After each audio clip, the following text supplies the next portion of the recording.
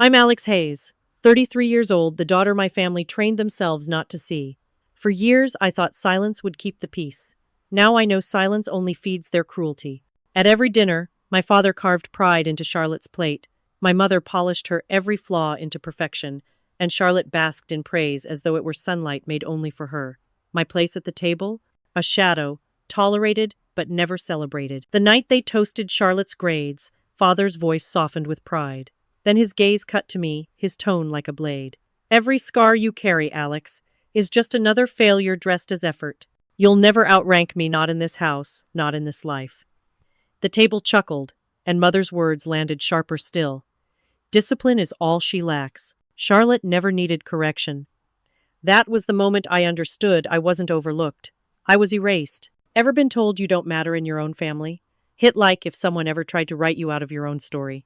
Comment if you've ever had to carry your worth in silence. It all began that night, under the chandelier's cold hum, when humiliation planted the seed of reckoning. I sat at the end of the Hayes dining table, fork trembling in my hand, every portrait on the wall watching as though they too had already judged me. The Hayes home smelled faintly of cedar polish and old military leather, a shrine to victories that were not mine. Bronze plaques gleamed under the amber lights, medals displayed as if they were family members themselves, commanding more respect than I ever did. Father sat at the head of the table, posture ramrod straight, eyes narrowing, as if measuring a recruit's worth. His uniform was gone, replaced by a crisp civilian suit, but nothing about him softened. The table was his parade ground. Charlotte sat to his right, in the place of honor. She smiled, faint, knowing it was hers to command without effort. Father's gaze fell on her like sunlight, always nourishing, never scorching. "You've done well, Charlotte," he said, his voice almost warm. "Your grades, your composure, you carry yourself like a true Hayes." My fork clinked against the plate, the sound small but to me, deafening. I felt Mother's eyes flick toward me cold, dismissive, as if the smallest noise from me proved his point. Father's focus shifted, and the room tightened. "And you, Alex?" His lips curved into something between a sneer and disappointment. "Still chasing shadows? Do you think the military will make a soldier of you? Every scar you've shown me is just another failure dressed as effort." My throat tightened. The words were old, recycled, rehearsed for years, but each repetition found new ways to cut. Mother leaned in, her voice sharp as crystal. "Discipline, William, is all she lacks. If she'd listen more, perhaps she'd have something worth showing. Charlotte never needed such correction." Charlotte's cheeks flushed faintly. She gave a quick glance in my direction, the closest thing to discomfort she ever let slip. But she said nothing. She didn't need to. Father's hand reached to pat hers, sealing the silence. "I don't need to repeat myself," he continued. His eyes drilled into me, stripping away the last of my appetite. "You will never outrank me, Alex. Not in my house. Not in this life." The chandelier hummed above, a faint electric buzz filling the pause. I clenched the edge of my chair so tightly the wood creaked under my grip. The air grew too thick, the portraits on the wall watching with painted eyes, silent witnesses to a trial I had already lost. Dinner ended as it always did, Charlotte's laughter, Mother's polished composure, Father's authority unshaken. I slipped away, footsteps hollow on the upstairs landing. In the mirror of my room, the light was dim, throwing hard shadows across my face. For a long time I stared at the reflection, the scar on my hand, the hardness forming in my eyes. Then I leaned closer, lips barely moving, and whispered, "You'll be wrong." No one knew where I was, and that was exactly how I wanted it. The world outside my visor was all shadow and sand, broken only by the pale shimmer of moonlight. The air was dense with silence, the kind that carried weight instead of calm. My boots sank just enough into the desert earth to remind me how far I was from the polished floors of the Hayes household. No portraits here, no cold stares, just the echo of my breath against the mask, and the thrum of my pulse as I counted steps toward an enemy line no one would ever know I crossed. Father's voice sometimes tried to find me even here, rising up from the marrow of memory. "Every scar is failure. You'll never outrank me." But his prophecy broke apart against the weight of reality, the classified missions that stacked beneath my name, the silent victories etched into reports buried deeper than he could ever dig. I lived in worlds he could never imagine, operating in spaces where failure meant death, and yet I stood breathing, The night air shifted. A low hand signal from my teammate, a shadow barely discernible, reminded me to move. We advanced along the ridge, every sound dampened by the desert's vast hand. Ahead, the target shimmered faintly under infrared. The compound was small, temporary, guarded by men who didn't know their walls were already breached. My heart did not pound with fear, but with precision. Every motion, every inhaled measure of silence, was a step closer to proving a prophecy wrong. I gave the signal. The operation unfolded in a ballet of discipline. Entry, extraction, silence maintained. A door forced open, a device secured, and then the exfiltration into blackness. My teammate's breath shook for a moment, nerves betraying him, but I steadied him with a hand to his shoulder, anchoring him to the rhythm of the mission. When we reached the rendezvous point, the world behind us still slept, oblivious to the storm that had passed through. "Textbook," my senior officer said as we loaded into the armored transport. His eyes scanned me with the calm scrutiny of someone who had seen too many failures and found instead something sharp, unyielding. "Hayes, you've got steel in you. That's not just execution, that's leadership." The word pressed into me like a forbidden brand. Leadership. Father had used it only for Charlotte, but here, in this arena, he would never glimpse. The title was mine. I gave no outward reaction, only a nod, the weight of discipline holding my face in place. Inside, a storm-twisted satisfaction, defiance, the kind of vindication that came without applause. Weeks bled into months, missions stacked into patterns. I learned to disappear, to let the world of my family know nothing. The decision was deliberate. I would not give them the chance to belittle what they could never understand. My victories remained buried in classified files, my scars hidden under the silence of long sleeves. Every salute I received on base was my secret. One night, after a debrief, my senior officer lingered.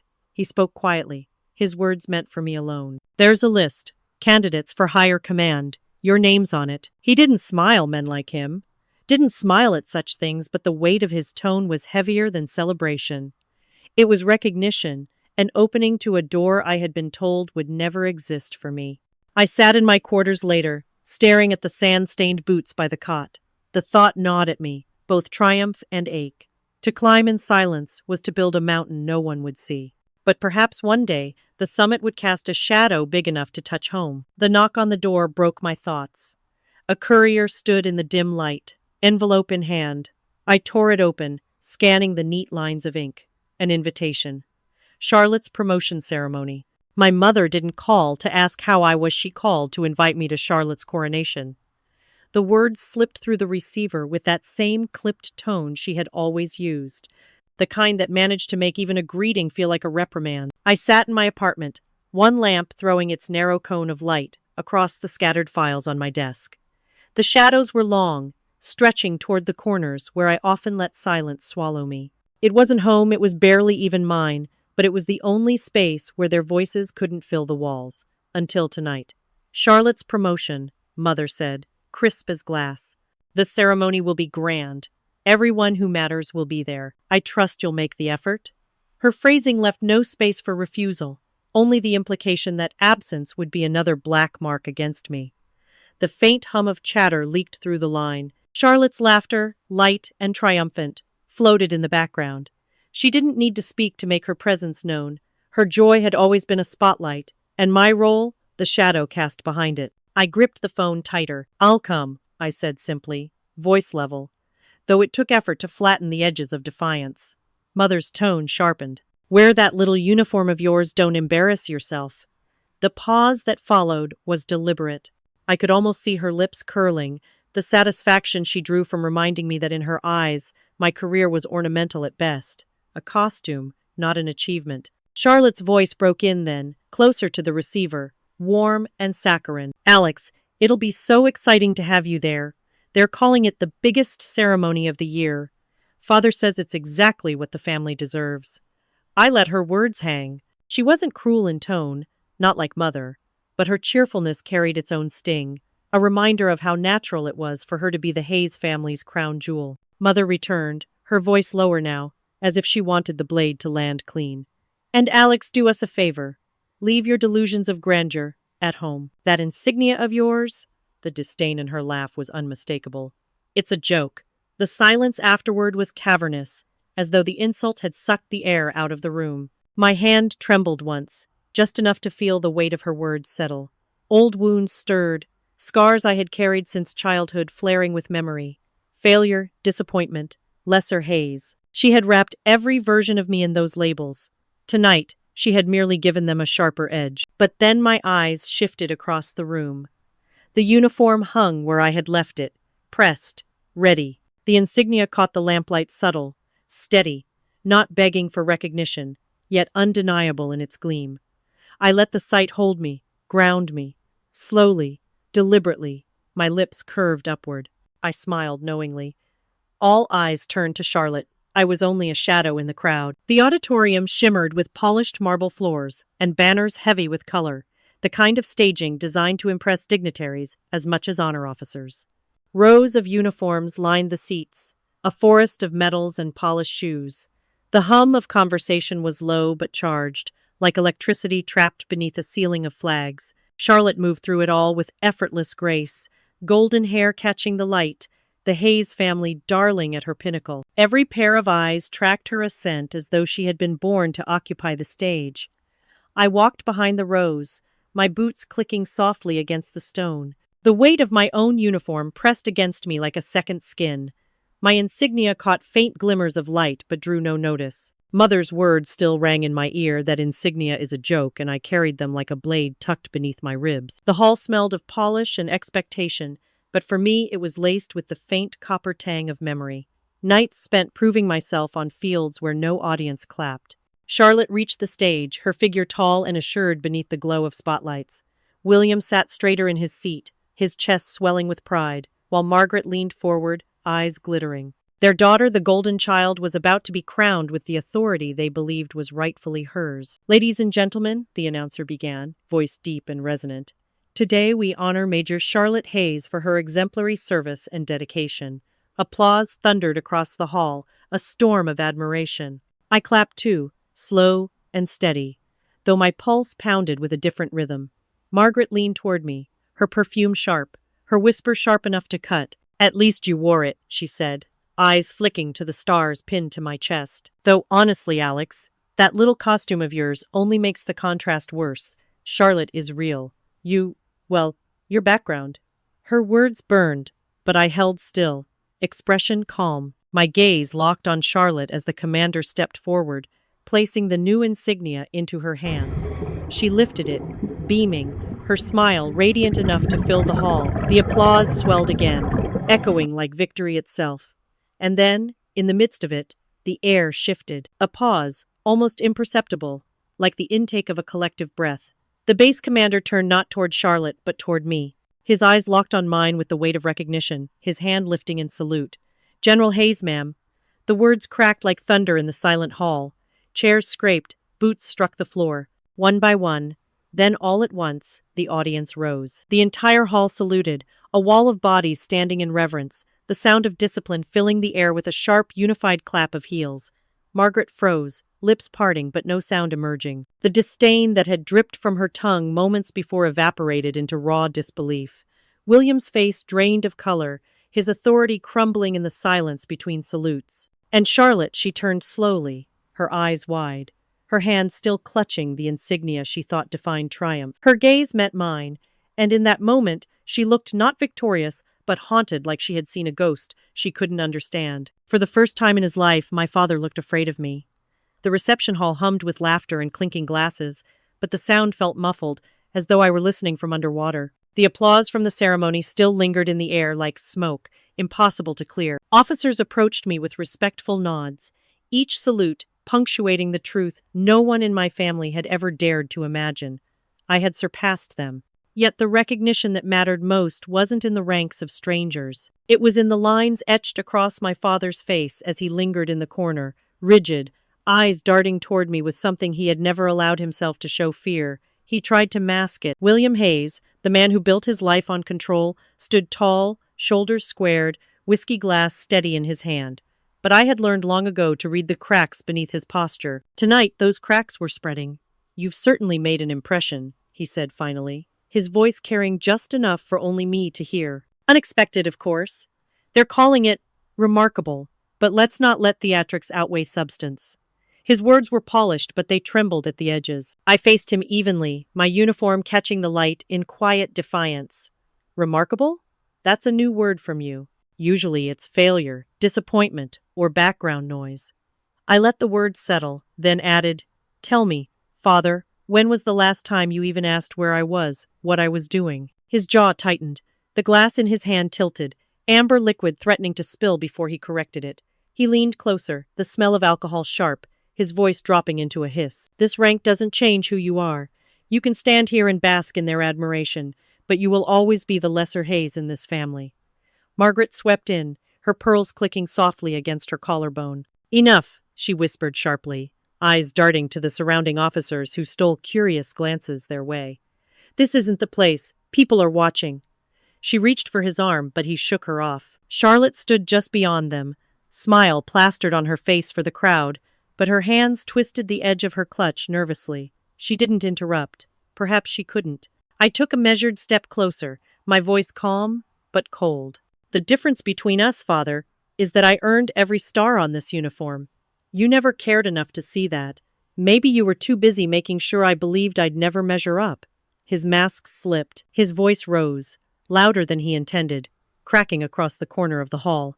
"You were never supposed to succeed, never supposed to outrank me." The words burst free like a confession too long buried, jagged and raw.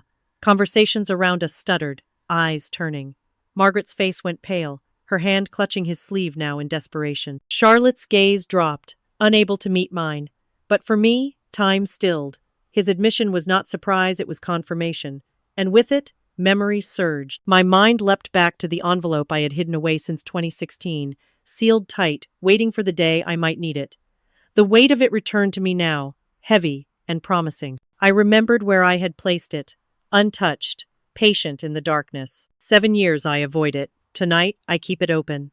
The words slipped from my lips as though they had been waiting all along, dormant on my tongue. I sat alone in the dim hush of my apartment, the overhead light off, shadows bending long across the walls. Rain pressed against the windows in rhythmic bursts, a soft percussion that seemed to keep time with the pounding in my chest. On the coffee table, untouched for years, rested the envelope. Its edges had yellowed with neglect, but the wax seal still held, a barrier I had refused to break until now. William's voice echoed in my skull. "You were never supposed to succeed, never supposed to outrank me." The words from the reception had rattled me, but they also confirmed what I had always feared. His resentment was more than disdain. It was deliberate. He had tried to make it true. My hand shook as I slid the letter opener beneath the seal, the crack of wax splitting as loud as thunder in the quiet room. I pulled free the documents, a stack thick enough to make my stomach churn before I even read the first line. Shell corporations, registered under addresses that didn't exist. Bank transfers between offshore accounts, names shifting like ghosts. The language was dense, numbers and signatures blurring together, but even through the haze of ink, one detail sharpened into a knife. My name, my social security number, and worse, my signature, forged across the bottom of a fraudulent form. My breath left me in a rush. It wasn't neglect. It wasn't disappointment. It was sabotage. He had tied my identity to his schemes, woven me into the web of corruption he controlled. If it had surfaced, I would have been branded a criminal, stripped of my future, before I even had the chance to claim it. My fingers clenched around the pages, the edges cutting into my skin. He didn't just doubt me, he tried to ruin me. The words bled into the room, bitter and heavy, a truth that left no oxygen in my lungs. I pressed the papers flat, scanning faster now, every line a deeper knife. Funds funneled through shell accounts during the same year I was deployed. False contracts signed in my name. I had been in another country, risking my life, while on paper, I was laundering money. My father hadn't simply dismissed me, he had written me into his crimes, crafting a narrative of failure before I had even begun. Rain hammered harder against the glass. My reflection stared back from the window, uniform crisp, insignia, gleaming faintly in the half-light, but my face pale, haunted. He had nearly destroyed me without my even knowing. I stuffed the papers back into the envelope, sealing it with trembling hands. It was evidence now deadly, undeniable evidence. And then, the sound that froze me. A knock at the door. Firm, deliberate, cutting through the storm outside. I rose slowly, every nerve taut. My steps carried me across the room, the envelope gripped tight against my chest. When I pulled the door open, Charlotte stood there, rain dripping from her hair, her eyes wide and bloodless. She didn't speak. She didn't need to. Her presence alone told me she knew something, and she was terrified. For the first time, my sister looked like a child who'd lost her war. She sat across from me at the small cafe, her hands trembling around a porcelain cup she hadn't touched. The air smelled faintly of roasted beans and wet pavement, but Charlotte's perfume, usually too sweet, was fading beneath the weight of her unease. Afternoon light filtered through the blinds, striped shadows falling across her face, softening the sharp edges I had always associated with confidence. But now, she looked stripped, raw, as if a single breath might shatter her. I leaned back in my chair, watching her in silence. Her eyes darted from the window to the cup to me, never settling. When she finally spoke, her voice was hushed, as though the walls themselves might turn against her. I found something. Last year. She swallowed hard. Irregularities in the accounts. Transfers that didn't make sense. I didn't know what to do. My chest tightened, anger threading beneath my calm exterior. I thought of William's gloating face, Margaret's constant disdain, the years they had ridiculed me while weaving a noose from my name. And my sister had known. Charlotte's voice cracked. Mom told me to stay quiet. She said if I spoke up it would destroy us all. Our family name. Everything Dad built. She begged me not to ruin him. She lifted her eyes, desperate. You have to believe me, Alex. I didn't know how deep it went. I let her words hang, the cafe's low hum filling the space between us. Customers murmured at nearby tables, oblivious. I had trained myself to endure silence in interrogation rooms, in battlefields where the enemy waited for weakness. And now, I used it against my own blood. Charlotte shifted in her chair, voice breaking again. I thought maybe it was just mistakes, misfiled numbers. I didn't want to believe it was him. I leaned forward, my tone cutting like glass. You saw enough to know, and you chose silence. Tears welled in her eyes, spilling down her cheeks unchecked. I thought I was protecting us, she whispered. I thought if I stayed quiet, maybe it would end, maybe it would go away. My jaw tightened, memories of forged signatures and stolen futures flooding me. I could almost hear the words echoing from that envelope. He tried to ruin me. You chose his name over my life. The words came colder than I intended, but I didn't take them back. They were the truth. And she flinched as if I had struck her. For a long moment, she said nothing. The cafe's bell chimed as someone entered, the sound oddly distant. Charlotte's shoulders shook, her sobs barely audible. Finally, she raised her head, eyes red, lips trembling. There's more! Her voice cracked into a whisper, each syllable dragging. You need to see. The world seemed to tilt, the noise of the cafe receding until only her words remained. Some ghosts wear uniforms. The sun dipped low over the training field, stretching long shadows across the cracked asphalt. The air carried the scent of old sweat and gun oil, and the faint clatter of distant drills echoed like memories I'd buried years ago. This was not the gleaming auditorium where my family had sneered or saluted. It was quieter, forgotten, like the men and women who trained here. Lieutenant Mark Davis stood near the bleachers, his posture stiff, eyes older than I remembered. His uniform was neat, pressed, but his face betrayed sleepless nights. When he saw me approach, a flicker of recognition passed through him, followed by something heavier, guilt or fear. I wondered when you'd find me, he said. His voice was gravel, worn thin from silence. I studied him for a moment, memories stirring. Davis had been one of the steady hands on missions where chaos reigned, a comrade who kept his head when bullets rained. But then he had disappeared from my world, transferred to some desk assignment, swallowed by the machinery of the institution. He gestured to a bench, and we sat. Back then, he began, eyes fixed on the field, I dug where I shouldn't have. Contracts tied to your father. Payments routed through shell companies. Names forged. It was bigger than me, Alex. Bigger than both of us. I felt my pulse quicken, the weight of the sealed envelope still raw in my memory. And you stayed quiet. His jaw clenched. I had a family. They made it clear if I pushed, I'd lose everything. I chose survival. His gaze finally met mine, but I never forgot, and now I think it's time. From the folder at his side, he drew out a stack of papers, edges frayed, signatures stark against the faded ink. He laid them carefully in my hands. My eyes skimmed the names, the numbers, the damning trail. And then my breath caught my own social security number, my own name, sprawled across a contract I had never seen. "They framed you," Davis said softly. "Made it look like you signed off. Kickbacks, siphoned funds. Your father orchestrated it, but the institution let it stand." My throat tightened, anger clawing at restraint. Years of humiliation, of being called a failure, suddenly sharpened into cruel clarity. Davis placed a hand on the papers, steadying them. "If you want justice, I'll stand with you. I should have spoken years ago, but I won't run again." The wind carried the faint whistle of drills from across the yard. I looked at Davis, saw the resolve etched in his weathered face, and nodded. "Then we don't stop until it ends." Before his reply could leave his lips, the creak of the door to the outpost office broke the moment. A senior officer stepped out, boots striking the ground with authority. His expression was carved in stone, eyes like blades slicing the distance between us. He closed the space quickly, voice low, sharp. "Drop this, for your own sake." The warning hung heavier than the twilight, as if the entire field had gone silent to listen. The real enemy didn't wear foreign colors, it wore the same stars I did.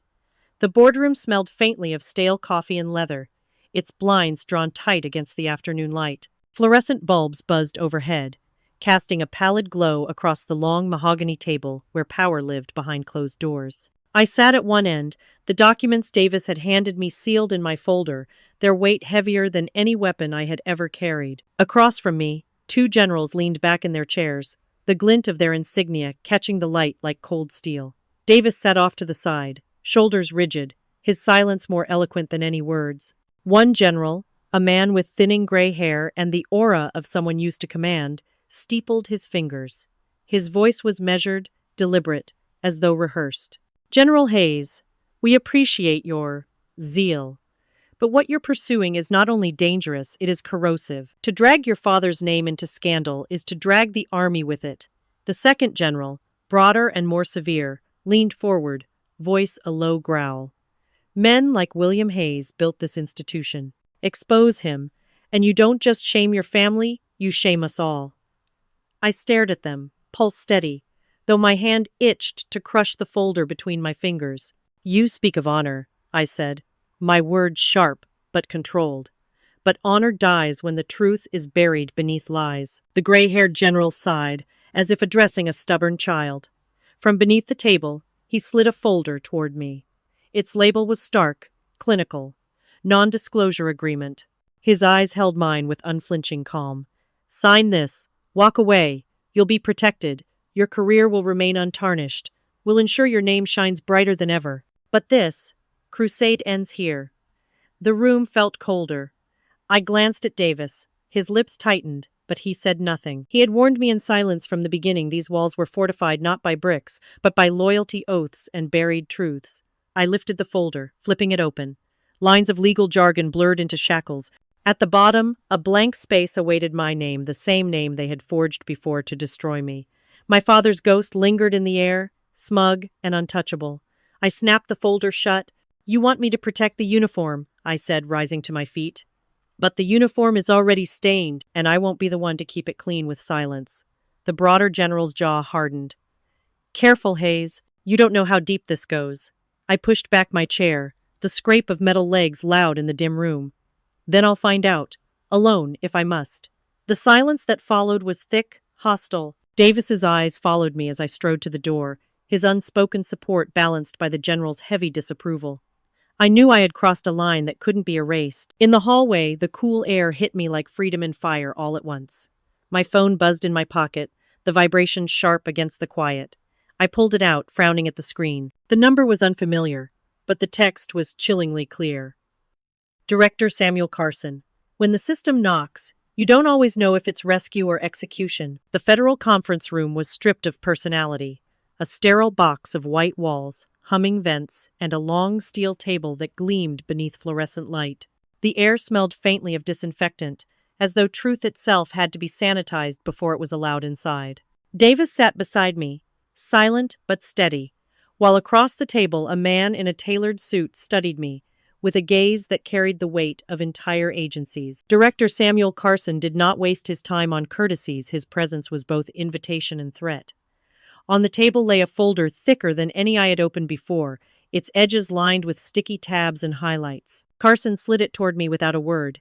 My fingers hesitated, then pried it open. Photographs, bank records, email trails, millions funneled through shell companies, routed across borders, laundered back into private accounts. My father's name appeared again and again, signed with the same arrogant flourish that had once signed my report cards. But there were other signatures too, familiar generals, civilian contractors, even political donors.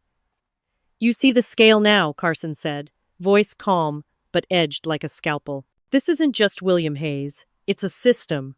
And you, General, sit at the one place where this can be cut open." My throat tightened. Every page was a wound, bleeding across decades. "So what happens if I move forward?" Carson leaned back, steepling his fingers. "Two paths. The first is formal trial. We bring charges, parade evidence, put your father in prison. But make no mistake, this will scorch the army. Every scandal splashed across headlines. Public trust shaken. Careers ruined, not just his." I kept my eyes on the pages, afraid that if I looked up, I would see my own reflection in his cold gaze. And the second? Immunity. The word lingered, heavy and poisonous. "You hand us everything. We seize the funds, shut down the networks. Quietly. Your father fades into the background, his name kept intact. Your family spared. The institution preserved. You walk away with honor untarnished. Officially." Davis shifted beside me, restless. His silence was not neutrality. It was tension, coiled and waiting. Carson's voice softened, but it cut deeper for it.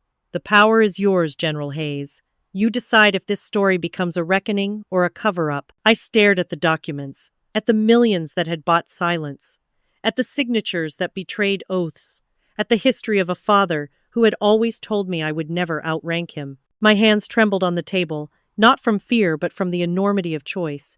Justice carried destruction. Mercy carried rot. Both paths ended in fire. Carson folded his hands neatly on the table. "Choose wisely. The moment you leave this room, there is no return." My voice broke the sterile silence, fragile but certain, carrying the truth I could not escape. "Whichever I choose, there's no going back." The table was set like a battlefield, silverware polished sharper than our words. The Hayes dining room had always been a theater of control. Tonight, the crystal glasses gleamed like bayonets under the chandelier. The napkins folded with military precision. The silence weighted heavier than lead. The scent of roasted meat and buttered vegetables filled the air, but no one reached for their plates. It was June of 2023, and for the first time in my life, I sat at that table, not as a child waiting for judgment, but as a general carrying evidence. My father sat at the head, posture rigid, hands resting on the table as though they commanded it. Margaret perched beside him, pearls at her neck, gaze darting between us, like a watchtower scanning for threats. Charlotte sat opposite me, shoulders hunched, her fork idle. She looked small, like someone waiting for a verdict. I broke the silence. "You've been busy these past years, Father. Paperwork, contracts, shell companies, quite a second career." His jaw flexed. "I don't know what you're talking about." I slid a folded copy of one document from my jacket, placing it beside my untouched plate. My own signature stared up at me, forged and neat. "You forged my name. You dragged me into your corruption without hesitation. Do you deny this?" Margaret's hand darted to the paper before William could. "Alex, this is ridiculous. You've always been dramatic. You twist things into conspiracies." Her voice was smooth, but there was a tremor underneath. She glanced at him as though giving him his cue. William's lips curved into the faintest smirk, but it never reached his eyes. "This is the army, Alex. Paperwork moves in strange ways. You should know that. If you've come here looking for enemies, maybe you've brought the battle home with you." The clink of Charlotte's fork against her plate echoed too loud in the silence. She whispered, "She's not making this up. I've seen things too." Margaret's hand shot out, gripping Charlotte's wrist, silencing her. "Enough." Her voice cracked like a whip. I leaned forward, eyes locked on my father's. "You built your empire on deceit. You forged my name. You buried witnesses. You funneled money through the same system you claim to defend. The army won't shield you forever." His facade cracked for a heartbeat, a twitch in his cheek, a flicker in his gaze. Then his voice exploded across the table, shattering the veneer of civility. "You were never supposed to outrank me." His fist slammed against the table, rattling the glasses. spilling wine across the white cloth like blood. Charlotte flinched, eyes filling with tears. Margaret pressed closer to him, her face pale but resolute, as though she had chosen long ago which side she lived on. I rose slowly, my chair scraping back against the floorboards, the sound harsh and final. My voice was cold enough to freeze the room. You just confessed. The golden child finally cracked her crown. The storm outside battered the city like an angry drumline, rain streaking down the windows of my apartment in jagged rivers. Lightning split the sky, throwing fractured light across the room as I opened the door. Charlotte stood there, soaked to the skin, her hair clinging to her cheeks, her hands trembling around a small object she clutched like a weapon. Her uniform clung to her body, not with pride, but with shame. I stepped aside silently, letting her in. The water dripped from her shoes onto the hardwood, each drop sounding louder than her ragged breath. For a long moment she didn't move, only stared at me as if unsure whether I would slam the door on her or pull her into safety. I can't— Her voice broke, softer than the thunder rolling overhead. I can't keep doing this, Alex. I motioned her toward the couch. She sat stiffly, shoulders drawn up, fingers white, knuckled around the flash drive she finally revealed. Mother said if I ever opened my mouth, if I ever admitted what I saw, she'd end me. Not just in the family, my career, everything. She said you were a shame we couldn't afford to admit, so I had to stay quiet. Her words landed like shards of glass, familiar in their cruelty but heavier because they'd been whispered into my sister's ear. I had always thought Margaret's favoritism had shielded Charlotte. Now I saw it for what it was. A leash wrapped in velvet. You knew, I said, not accusing, just empty. Charlotte's face crumpled. Not all of it. Not then. But enough to know something was wrong. I saw the documents a year ago, transactions, signatures, and I did nothing. I told myself it was for the family, that if I stayed quiet, maybe it would go away. But you've carried the weight alone, and now I can't. I won't. She pressed the USB into my palm, her eyes finally locking with mine, raw and red-rimmed. Everything is on here. Father's email chains, his instructions to use your account, your name. It's not just whispers, it's his own words. They'll destroy him. I stared at the small piece of metal and plastic, so fragile, so deceptively ordinary, yet heavy with years of betrayal. My chest tightened with something I hadn't felt in decades, hope, tangled with grief. Lightning flashed again, lighting her profile, her chin lifted, trembling but resolute. I won't protect him anymore. I choose you. The words cut through the storm like a blade. My sister, the golden child, the untouchable heir to their love, was defecting, crown shattered, heart bare. My throat felt tight, but I didn't let it show. Instead, I turned to my desk, my fingers steady as I slid the USB into the waiting port. The screen flickered alive, blue glow painting our faces as the first subject line appeared bold across the monitor. Subject: Use Alex Hayes' account. Every line of text was a dagger with my name carved into it. The fluorescent lights in Carson's office hummed with a sterile monotony, a sound that grated against the storm inside me. The walls were lined with certificates of authority and commendations from wars past. But all I could see was the glowing screen in front of me, page after page of emails, contracts, and transfers. Each line bore my name, my social security number, my forged signature, as if my father had taken a knife and carved my identity into his crimes. Carson leaned forward, his sharp eyes never leaving the monitor as his staff scrolled through the files. Offshore accounts, shell corporations, millions shifted in precise, deliberate movements, all tied back to William Hayes. The USB had cracked open the vault, and the envelope I had once hidden away now merged with it seamlessly, two halves of a whole truth I had long feared. Davis stood rigid near the corner, his jaw locked tight. I tried to bring this forward once, he said, voice low but steady. They buried it. I was told I'd ruin my career, maybe my life, if I pushed again. So I stayed quiet, and I've lived with that silence like a curse. His words rang bitterly against Charlotte's own confession. My sister sat beside me, hands clasped so tightly they shook, her face pale and streaked from tears shed before we arrived. I saw parts of it, she whispered, voice trembling. Mother told me I'd destroy us all if I said anything. I wanted to believe her that silence was protection, but it wasn't. It was complicity. The word echoed through the room. Complicity. She had spoken it herself, and her eyes brimmed with shame as she looked at me. silently begging for forgiveness that I couldn't yet offer. My throat burned as I stared at the documents, the digital signatures mocking me. He didn't just betray the army, I said, my voice breaking as the dam finally cracked. He betrayed his own blood. The silence that followed was absolute, heavy with the weight of what had been unearthed. No one moved, not Carson, not Davis, not Charlotte. The truth was undeniable, and it sat between us like a living, breathing monster finally freed from its chains. Carson exhaled slowly, then reached into a drawer. From it, he produced two thick files bound in dark leather. He slid them across the polished surface of the desk, his gaze fixed on me with unflinching authority. Public trial or immunity, decide. I had survived firefights overseas, but this was the war that left me apart. The midnight air pressed heavy against the glass of my apartment window.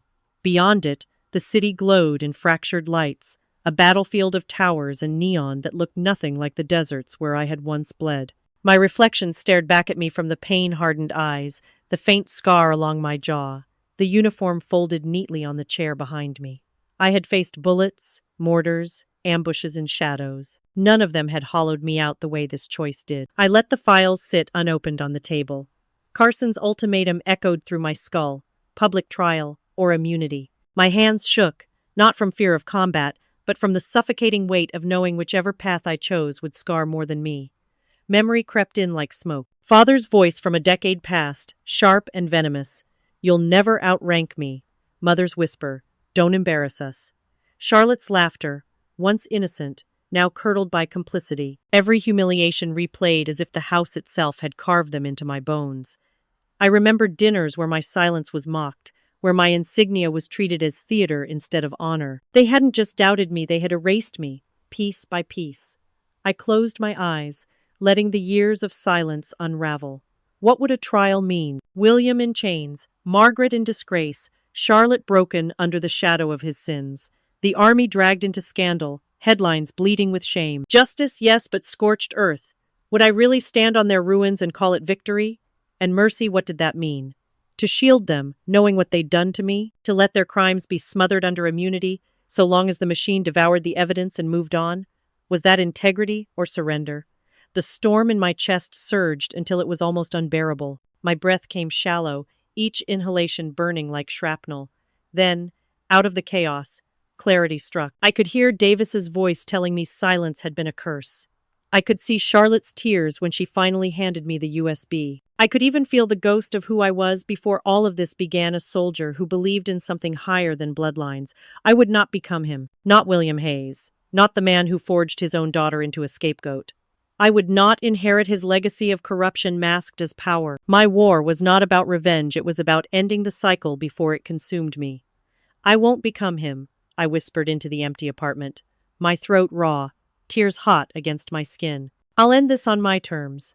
The words hung in the air, fragile and absolute. I picked up my phone, staring at the dark screen until my reflection blurred. My fingers dialed the number etched into memory now, each tone steadying my heartbeat. The line clicked, and Carson's calm voice cut through the silence. General Hayes, prepare the immunity deal, I said, the decision burning like fire on my tongue. My grip tightened on the phone, anchoring me, but with conditions. The portraits on the wall watched like ghosts as we sat for the final meal.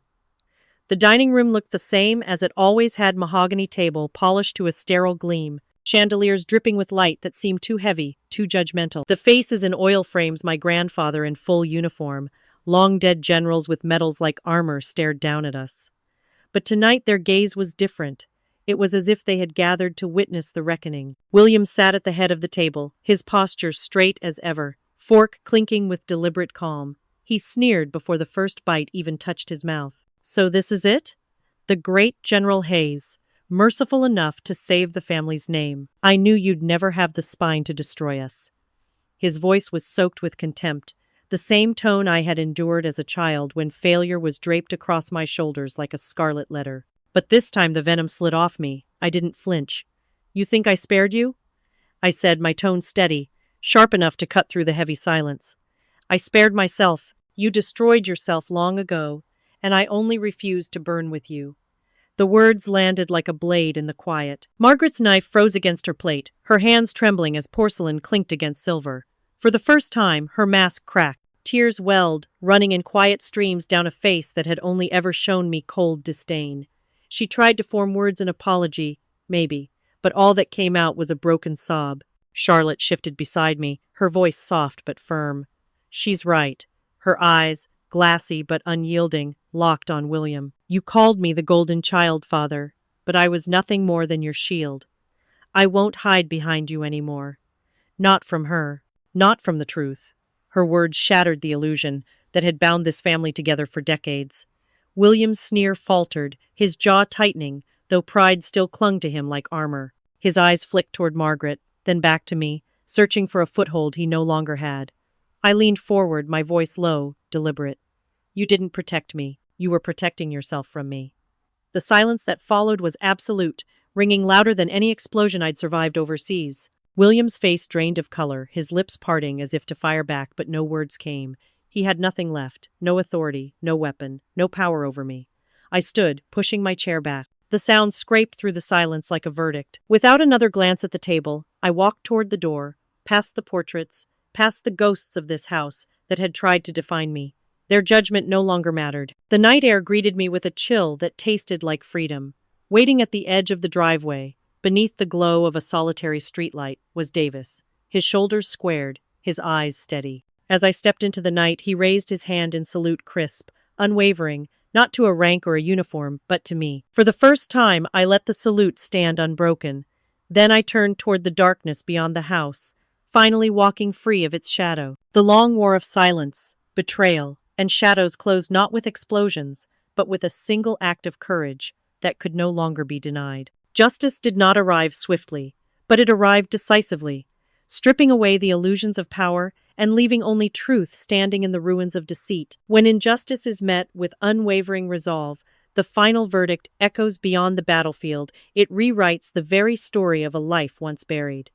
No wall of lies can stand forever against the tide of truth. A like, share, and subscribe. If this story moved, you comment 1 if you felt the same fire of justice, or 2 if you still crave more.